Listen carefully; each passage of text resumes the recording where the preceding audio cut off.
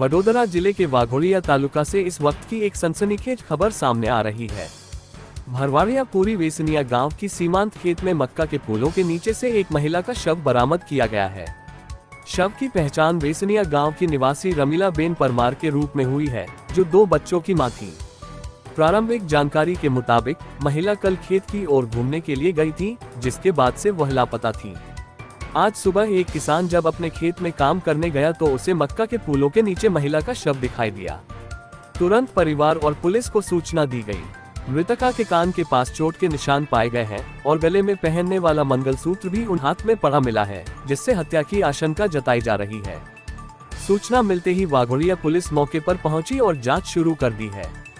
फिलहाल यह मामला रहस्यमयी बना हुआ है, लेकिन पुलिस ने आश्वासन दिया है कि पोस्टमार्टम और जांच के बाद सच्चाई सामने लाई जाएगी।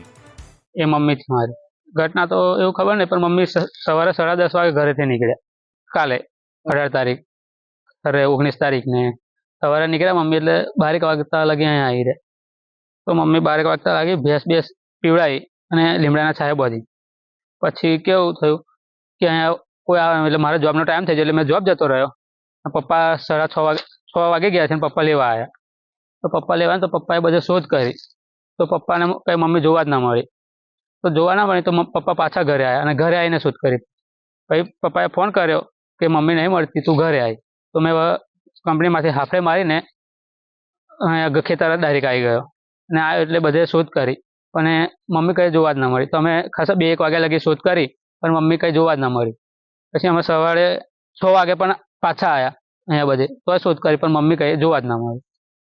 પછી મામા લોકોને ફોન કર્યા તો મામા લોકો ડાયરેક્ટ ખેતર આવ્યા તો મામા લોકો જેવા ચાલતા ચાલતા ને મમ્મી પર નજર પડી ગઈ ડાયરેક્ટ। એ માતા છે ને પૂરા આખા ઢાંકેલા હતા અને ખાલી મોઢું એટલું જ દેખાતું હતું। અત્યારે તો ખબર નહીં પણ પાછળ કોળીનો ઘા મારેલો છે।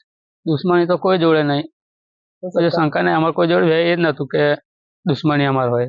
એને 10 વાગે ઘેરથી આવી બરાબર, તો એને ભેંસને પાણી પીવાડી તો ભેંસ તથી પેલે હોમે છેડેથી ચરતી આવી તો પેલા લેમડા સોને બોધ દીધી એટલે 12 વાગી ગયા એટલે ખેતરમાં કોઈ મળ્યું નહીં બરાબર।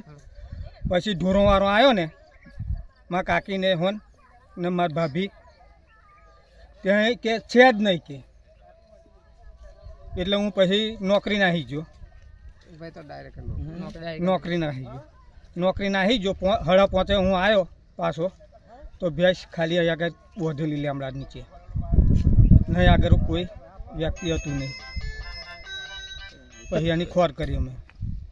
આ તો અતારોમાં જ ખબર પડી 10-11 વાગી જાય। મારા ભેંસ पूरा उठाता आज पोजीशन। हमसे जुड़े रहने के लिए हमारे YouTube चैनल को सब्सक्राइब करें और नई वीडियो की नोटिफिकेशन के लिए बेल आइकॉन को दबाएं।